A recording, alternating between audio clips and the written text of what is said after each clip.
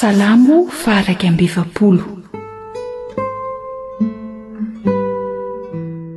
Fitaraina n'ilay ampahorian'ny olo tsy tia sy ny sakaiza mamadika.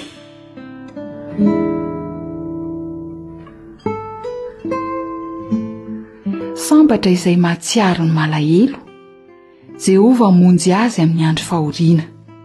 Jehova hitandrina azy sy hiaro azy tsy ho faty. Atao ho sambatra ambonin'ny tany izy, ary tsy mba hatolotra ao amin'ny sitrapon'ny fahavalony. Jehova hanohana azy eo ambonin'ny farafara hitsaboana azy, ny fandriany rehetra eo am-parariany dia hovanao.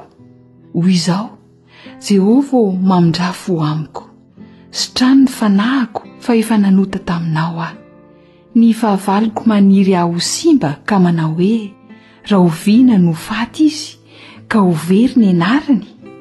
Ary raha avy mamanga izy dia niteny zava-poana. Ny fony mamoro faharatsiana ho an'ny tenany. Mivoaka iny ivelany izy ka milazalaza. Mitakoritsiaka azy rehetra mankahalahy.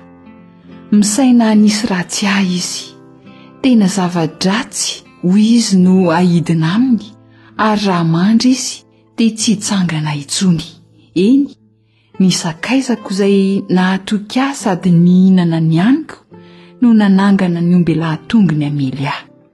Fa ianao kosa Jehova mamindrafo amiko ka atsangano aho mba hamaliko azy.